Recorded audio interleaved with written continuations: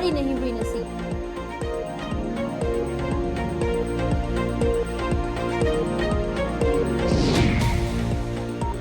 खेलो India winter games की सभी तैयारियां पूरी। 21 से 26 फरवरी तक चलेगा खेलों का महाकुंभ। बारामूला प्रशासन ने तैयारियों को दिया अंतिम रूप।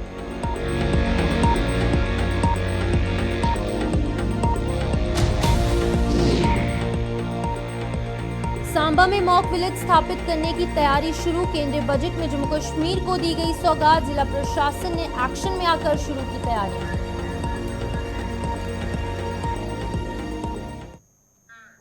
नमस्कार, जम्मू कश्मीर का एक खास बुलेटिन देख रहे हैं आप और मैं हूं आपके साथ शिपवन शर्मा। तो चलिए शुरुआत करते हैं बुलेटिन की। सबसे पहले बात करेंगे प्रधानमंत्री नरेंद्र मोदी के जम्मू कश्मीर प्रस्तावित दौरे को लेकर। तो बता दें कि प्रधानमंत्री नरेंद्र मोदी के 20 फरवरी को जम्मू कश्मीर के प्रस्तावित दौरे के मद्देनजर जम्मू में सुरक्षा व्यवस्था की अगर बात करेंगे तो वो बढ़ा दी गई है। वहीं पर प्रधानमंत्री अपने दौरे के दौरान जम्मू के मौलाना आजाद स्टेडियम में एक रैली को संबोधित कर सकते हैं। इसके लिए और इसके चलते ये स्टेडियम जो है वो अभेद्य किले में तब्दील हुआ है। वहीं पर अगर सुरक्षा की बात करें तो सुरक्षा एजेंसियों ने स्टेडियम को चारों तरफ से घेर लिया है और इसे आम लोगों की आवाजाही के लिए बंद कर दिया गया है। अपने काम के सिलसिले में स्टेडियम आने वाले लोगों की कड़ी जांच पड़ताल के बाद ही उन्हें भीतर जाने की जो अनुमति है वो दी जा रही है। बता दें कि आज जम्मू कश्मीर के मुख्य सचिव अटल डुल्लो भी मौलाना आजाद स्टेडियम का दौरा कर पुलिस महकमे के अधिकारियों के साथ इसकी सुरक्षा की समीक्षा कर सकते हैं।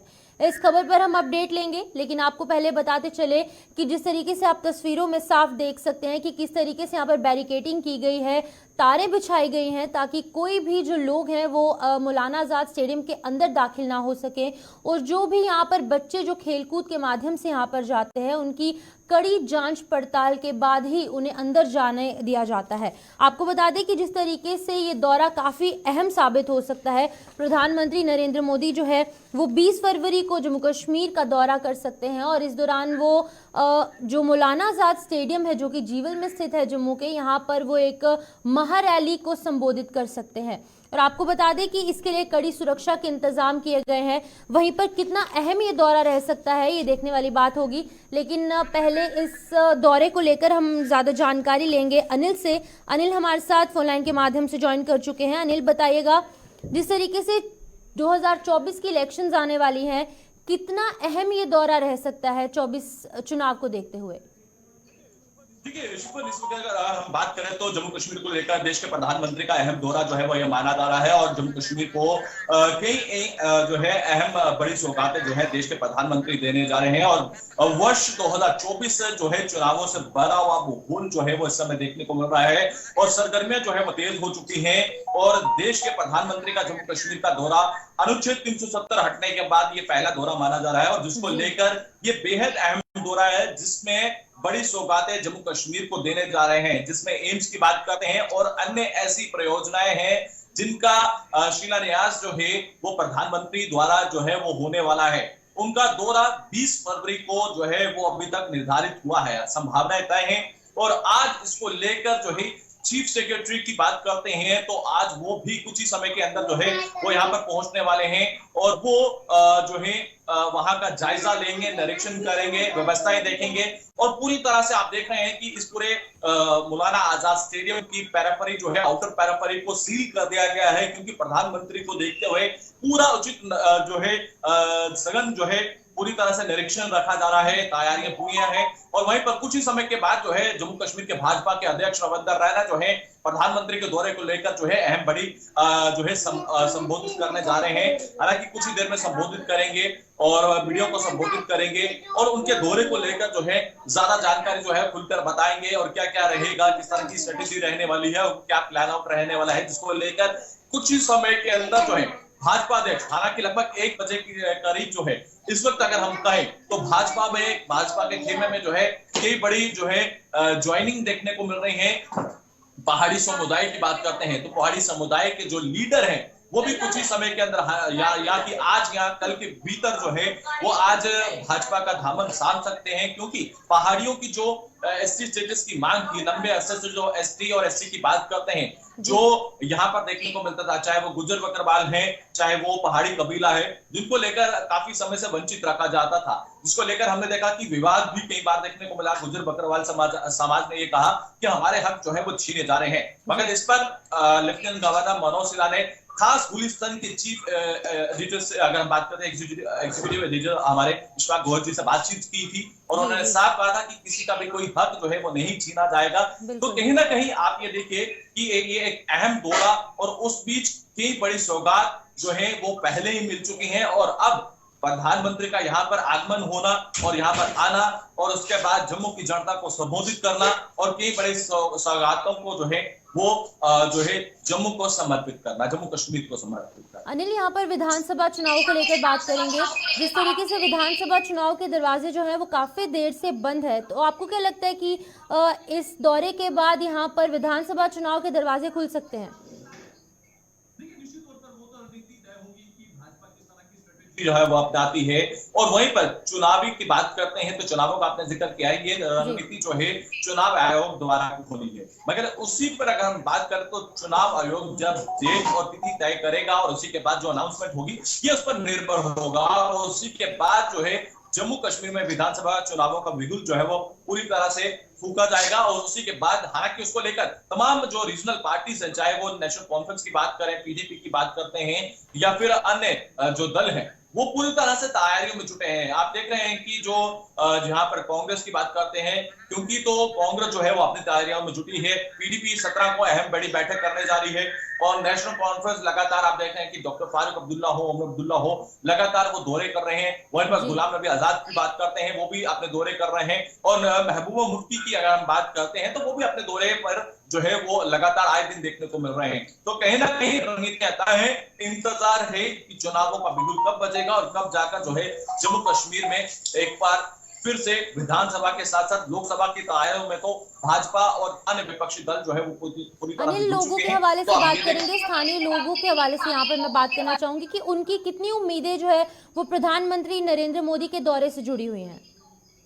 देखिए, प्रधानमंत्री के दौरे को लेकर जो है लोगों की काफी ज्यादा उम्मीदें जो है वो इस समय बढ़ चुकी हैं। लोग इंतजार कर रहे हैं कि प्रधानमंत्री अनुच्छेद 370, हालांकि वो कड़ी आपको बता दें कि 5 अगस्त 2019 की बात करते हैं तो देश के प्रधानमंत्री की बात करते हैं तो उस दिन को लेकर भी अहम माना जा रहा है, और उसी के बाद यहाँ पर उनका आगमन होना ये अहम दौरा है। और आपको बता दें कि अनुच्छेद 370 हटने के बाद प्रधानमंत्री का ये पहला दौरा है, और उस दौरे को बड़ा ही महत्वपूर्ण माना जा रहा है, और आने वाले समय में इस दौरे को लेकर किस तरह की तैयारियां जो है और रखी जाएंगी और किस तरह की तैयारियां हैं उसके साथ हमने आपको अवगत करवाया है। पूरा निरीक्षण यहाँ पर किया जा रहा है, और चीफ सेक्रेटरी की बात करते हैं तो वो भी कुछ ही देर में जो है यहाँ पर जरूर पधारते हुए नजर आएंगे। जी, बहुत बहुत शुक्रिया अनिल तमाम जानकारी देने के लिए। जहाँ पर अनिल हमें अपडेट कर रहे थे कि यहाँ पर 20 फरवरी को प्रधानमंत्री नरेंद्र मोदी का प्रस्तावित दौरा जो है वो है, और इसको लेकर के अगर लोगों की बात करेंगे तो लोगों की काफ़ी सारी उम्मीदें इसको लेकर जुड़ी हुई है। वहीं पर अगर हम 24 चुनाव को लेकर बात करें तो 24 चुनाव से जुड़ी अहम जानकारी यहाँ पर लोगों तक साझा की जा सकती है, और वहीं पर विधानसभा चुनाव का इंतजार जो है वो जम्मू कश्मीर के लोगों को काफ़ी देर से है, तो यहाँ पर इसके भी दरवाजे जो है वो खुलते हुए नजर आ सकते हैं।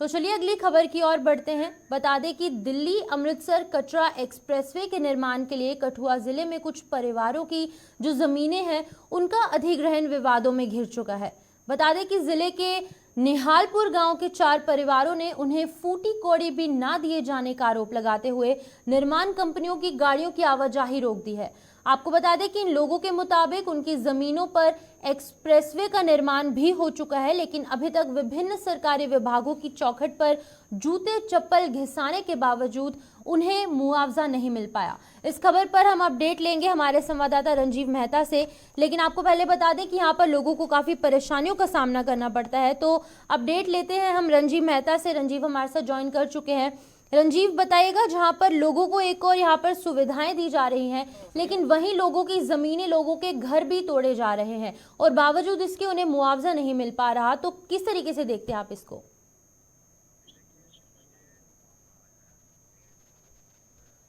देखिए शिपन, ये जो मामला है सामने, ये जो गांव है, ये निहारपुर गांव है, परुआ का गांव लगता है गांव। यहाँ से एक्सप्रेस वे जो दिल्ली अमृतसर कटरा है, वो एक तस्वीरों में साफ तौर पर देखा है। यहाँ पर निर्माण कार्य के चलते वहां पर तारकोल डालने का काम जो प्रिलिमिनरी होता है, जो शुरू में डाली जाती है, उसका काम भी पूरा हो चुका है। और जाहिर है कि यहाँ पर रोड का काम जो है वो अंतिम चरण में है। लेकिन इसके बावजूद यहाँ के जो स्थानीय लोग हैं, किसान हैं, जिनकी उपजाऊ भूमि, जो खेती की भूमि जिससे उनके जीवन यापन चलता था उनके परिवार का, उनको मुआवजा नहीं मिला है। गांव के करीब 4 से 5 परिवार ऐसे हैं जिनको मुआवजा नहीं दिया गया है और मुआवजे की राशि के लिए वह लोग पिछले 2.5 साल से लगातार एक दफ्तर से दूसरे दफ्तर चक्कर काट रहे हैं, लेकिन उनको अभी तक मुआवजे की रकम का ना तो पता चला है कि कितनी बनी है, और ना ही पता है, ना तो उनके खाते में अभी तक इसका ट्रांसफर किया गया है। इसके लिए उन्होंने कल गुस्साए लोगों ने, गांव के लोगों ने, जो 4 परिवार थे 5, इन्होंने वहां से गुजर रहे जो निर्माण कंपनी के जो ट्रक हैं वो वहां पे रोक दिए और उनके आगे पत्थर भी लगाए, और जिला प्रशासन और नेशनल हाईवे अथॉरिटी के खिलाफ जोरदार नारेबाजी भी की। और इन्होंने आरोप लगाया कि उनको दर बदर किया जा रहा है। उनकी जो जमीन थी जिससे वह लोग अपने परिवार का पेट पालते थे फसलें उगाकर, उसको ले लिया गया है, हथिया लिया गया है। लेकिन उसके बावजूद, क्योंकि वह उनकी मालिकाना भूमि है, कोई सरकारी भूमि नहीं है, ना तो कस्टोडियन लैंड है, उनके बाप दादाओं की इंतकाल इस भूमि के नाम पर है, और उसके बावजूद भी उन्हें मुआवजा जो है वो नहीं दिया जा रहा। वह लोग कह रहे हैं कि 4 से 5 बार वह लोग डीसी कठुआ के ऑफिस में पहुंच गए हैं, वहां से उनको तहसीलदार कठुआ के पास भेजा जाता है, वहां से फिर रावी तभी कम्प्लेक्स कठुआ, जहां हाईवे निर्माण के लोगों को जो मुआवजा देने के लिए एक कमेटी गठित की है, वहां पर बकायदा जो जितना एक सेल बनाया गया है वो उनके पास भेजा जाता है। वहां पर फाइलें भी जमा हुई हैं, लेकिन उसके बावजूद भी उनको मुआवजे की अदायगी नहीं होने पर उनमें काफी गुस्सा है शिब्बन। और वह लोगों को उन्होंने कहा कि वह लोग अगर ये 10 दिन के अंदर अंदर उनको मुआवजे की रकम नहीं मिली तो वह लोग सपरिवार डीसी कार्यालय में जाकर धरना देंगे। रंजीव जी, यहाँ पर ये बताइएगा कि जिस तरीके से यहाँ पर किसानों के लिए अलग अलग स्कीम्स लाई जाती हैं और उन्हें ग्राउंड लेवल पर कहीं ना कहीं इम्प्लीमेंट भी किया जाता है, लेकिन वहीं पर लोगों की ज़मीनें अब छीनी जा रही हैं और लोगों ने यहाँ पर प्रोटेस्ट भी किया, लेकिन आपको क्या लगता है कि क्यों कंसर्न डिपार्टमेंट जो है वो लोगों की मांगों को लगातार इग्नोर कर रहे हैं और उन्हें मुआवजा क्यों नहीं दिया जा रहा? और यहाँ पर मैं ये जानना चाहूँगी कि मात्र 4-5 परिवार ही हैं जिन्हें मुआवजा नहीं मिला, या फिर और भी परिवार है कुछ ऐसे? नहीं, इस गांव की बात करूं मैं तो शिपन, तो यहाँ पर 4 से 5 परिवार ही हैं जिनको नहीं मिला है, और बाकी लोगों को मिला है। इन लोगों का ही साफ तौर पर कहना है कि उन लोगों को, बाकियों को मिला है, लेकिन उन लोगों के कागजातों में पता नहीं क्या कोई गड़बड़ी है या नहीं। उन्होंने कहा कि वह मालिकाना है, पिछले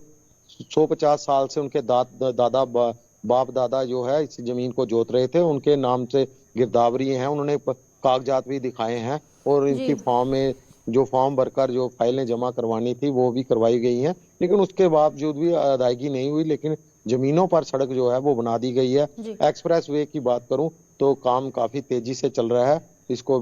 2024 के अंत तक पूरा करने का जो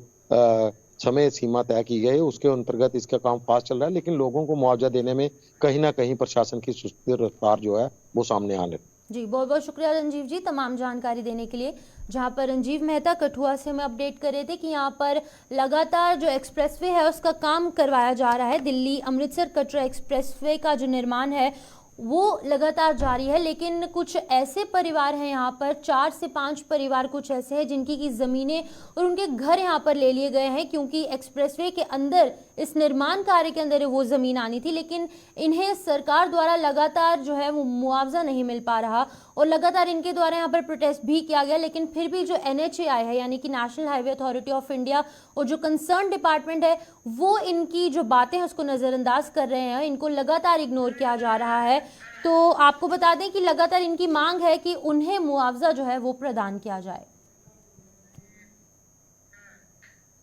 स्पोर्ट्स के हवाले से बात करना चाहेंगे तो आपको बता दें कि गुलमर्ग में होने जा रही खेलो इंडिया नेशनल विंटर गेम्स के लिए सभी तैयारियां जो है वो मुकम्मल कर ली गई हैं और खेलों का ये महाकुंभ 21 फरवरी से होने जा रहा है, जिसका कि समापन 26 फरवरी को होगा। बता दें कि बारामूला जिला प्रशासन ने तैयारियों को अंतिम रूप दे दिया है और जिले के डीसी मिंगा शेरपा ने सुरक्षा सहित अन्य सभी व्यवस्थाओं की समीक्षा की है। बता दें कि देश के कोने कोने से आने वाले खिलाड़ियों और स्टाफ को ठहराने की अगर बात करेंगे तो इसके सहित सभी व्यवस्थाएं पूरी कर ली गई हैं और इस खबर पर हम अपडेट लेंगे अपने संवाददाता इशफाक डार से। लेकिन आपको पहले बता दें कि जिस तरीके से आप तस्वीरों में साफ देख सकते हैं कि जो ऑफिशियल्स हैं और जो डीसी हैं वहाँ के, उनके द्वारा लगातार यहाँ पर जायजा लिया जा रहा है सभी व्यवस्थाओं का, चाहे वो ठहराने की व्यवस्था हो, एकोमोडेशन की व्यवस्था हो या फिर वो सुरक्षा के कड़े इंतजामों की व्यवस्था हो, यहाँ पर जायजा लिया जा रहा है। तो इसी खबर पर हम ज्यादा जानकारी लेंगे इशफाक डार से। इशफाक बताएगा किस तरीके की तैयारियां यहाँ पर की जा रही हैं इस महाकुंभ को लेकर। जी बिल्कुल, जहाँ तक खेलो इंडिया के इस चौथे सेशन की बात करेंगे, सयाहती मुकाम गुलमर्ग में जो है चौथी दफा ये सेशन जो है विंटर गेम्स नेशनल गेम्स जो होने जा रहे हैं, इसमें कल जाके यहाँ की जो जिला प्रशासन है और यहाँ पर जो सपोर्ट्स काउंसिल के जो अथॉरिटीज है वो यहाँ पर आए थे, तो यहाँ पर पूरा जायजा लिया गया, क्योंकि इसमें जो ये बताया जाता है इस बार सयाहती मुकाम गुलमर्ग में जो खेल मुकाबले इस बार होंगे, यहाँ पर 800 के करीब जो एथलीट्स जो है जो मुख्तलिफ यूनियन जो राज्यों से यहाँ पर आएंगे और जो यहाँ पर 200 के करीब वीवीआईपी जो है यहाँ पर रहेंगे और इसमें तमाम तर इंतजाम जो है वो कल मुकम्मल किए जा चुके हैं और कल जो है यहाँ पर बादल 21 से जो है ये खेल जो है शुरू हो जाएगा। और अगर से गुलमर्ग की बात करेंगे, गुलमर्ग में इस वक्त जो है अच्छी खासी जो है धूप भी है, लेकिन उसके बावजूद भी 3 फुट के करीब गुलमर्ग में बर्फबारी जो है मौजूद है। और यहाँ पर जो नाइट खासकर अगर इस बार जो देखा जाए जो मशाल स्कीइंग जो की जाती है, जिसमें slalom ski, alpine ski, snowboard ski जो होती है, वो सारे इवेंट्स का मैनेजमेंट जो है गुलमर्ग के अपर पर जो है कल किया गया। और ये भी कहा गया, हिदायत दी गई है कि अगर आने वाले दिनों में जिस तरह से यहाँ पर मौसम विभाग ने यहाँ कहा कि 28 से 20 तारीख को यहाँ पर दोबारा से वादी में बर्फबारी हो सकती है, तो उसके बाद में खिलाड़ियों के लिए ट्रांसपोर्ट का अलग से इंतजाम किया गया है टंगमर्ग से लेकर गुलमर्ग तक, क्योंकि 13 किलोमीटर जो है ये काफी कठिन सफर है, उसके लिए अलग से इंतजाम किए गए हैं। ट्रांसपोर्ट जो है वो अलग से हो जाएगा, उसमें जो है ठहरने की जो इंतजाम जो है वो भी किए जा चुके हैं। अब सिर्फ ये इंतजार है कि इसको जो है जहाँ पर ये गुज़श्ता साल में देखा कि बादल खेल मंत्री ने जो है इसे यहाँ पर इस खेल का आयोजन किया था, उद्घाटन भी उसी ने किया था। इस बार गुलमर्ग के साथ साथ जो टंगमर्ग में जो खिलाड़ी ठहरेंगे या गुलमर्ग में ठहरेंगे, वो इस इंतजार में है कि इस बार जो है ये इवेंट जो है कामयाबी से होना चाहिए, ताकि दोबारा से जो है गुलमर्ग को इस इवेंट के लिए चुना जा सके। इशफाक ये बताइएगा, जिस तरीके से पूरा चिल्ले कलान का जो दौर है वो सूखे में बीत गया, यहाँ पर बर्फबारी की संभावनाएं जो है वो नहीं जताई जा रही थी, लेकिन लास्ट में जाकर यहाँ पर बर्फबारी हुई, कितनी खुशी का माहौल लोगों में देखने को मिल रहा है और विंटर स्पोर्ट्स से कितना फायदा जो है वो इसको हुआ है।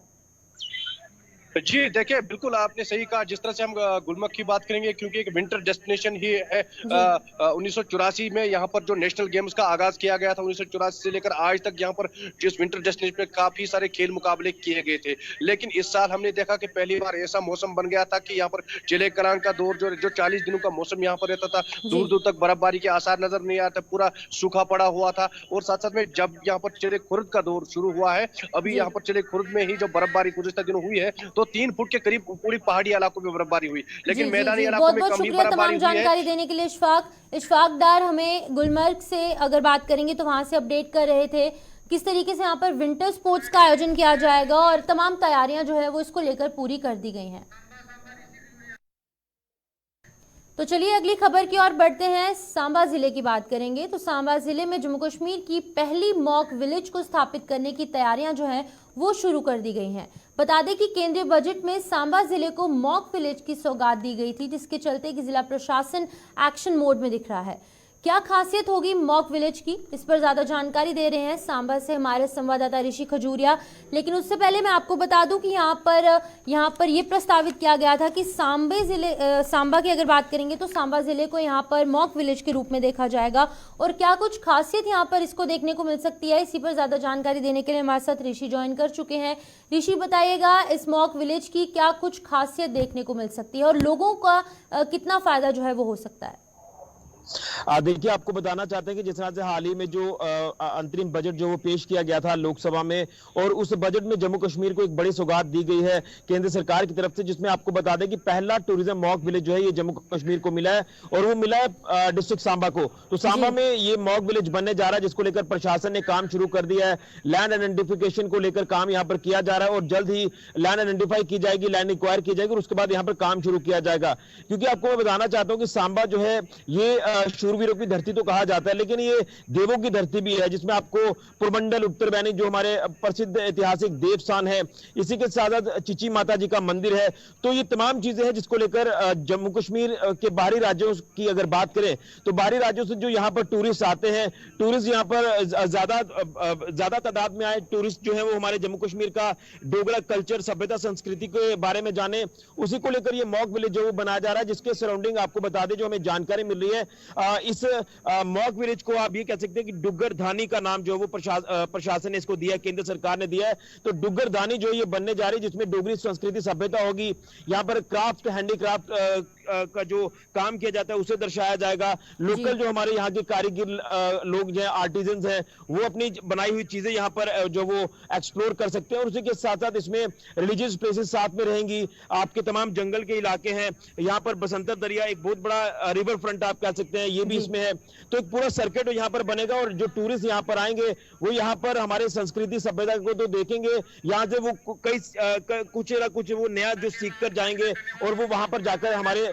डोगरा संस्कृति को वहां पर भी दर्शाएंगे अपने इलाकों में जाकर। तो ये पहला मॉक विलेज जो बनने जा रहा है, इससे रोजगार के साधन भी जो है वो काफी ज्यादा होंगे। यानी एक टूरिज्म पॉइंट ऑफ व्यू के लिहाज से बात करें तो टूरिज्म जो है वो हमारे जम्मू कश्मीर की अर्थव्यवस्था को जो है वो मजबूत करता है। तो टूरिज्म आप कह सकते हैं कि हमारे कई अलग अलग डेस्टिनेशन हैं, लेकिन अगर बात करें सांबा की, तो सांबा में हमारी हेरिटेज प्रॉपर्टीज हैं, जिसमें सांबा किला को लेकर बात कर लें, माहौरगढ़ फोर्ट है, ढेरगढ़ फोर्ट है, चिची माता जी का मंदिर है, पुरमंडल है, ये तमाम ऐतिहासिक देवस्थान है। इसी को लेकर केंद्र सरकार ने ये सौगात जो है वो जम्मू कश्मीर को दी है, और ये सौगात जिला सांबा को मिली, जिसको लेकर अधिक जानकारी यहाँ के डीसी सांबा अभिषेक शर्मा जी ने भी हमारे साथ साझा की है। उन्होंने ये कहा कि हमारे संस्कृति सभ्यता को एक पहचान मिलेगी, और एक नई पहचान मिलेगी, और यहाँ पर रोजगार के साधन भी यहाँ जनरेट होंगे, जो यहाँ जी ऋषि, बहुत बहुत शुक्रिया तमाम जानकारी देने के लिए। ऋषि खजूरिया जो है वो सांबा से अपडेट कर रहे थे। यहाँ पर मॉक विलेज के रूप में सांबा जिले को देखा जाएगा, और इसको लेकर अंतरिम बजट पर बात की गई थी, और अब फाइनली यहाँ पर इसको लेकर तैयारियां जो है वो शुरू हो चुकी हैं। तो चलिए, जम्मू कश्मीर के इस खास बुलेटिन में इतना ही। मुझे दीजिए इजाजत, आप जुड़े रहिए गुलिस्तान न्यूज के साथ।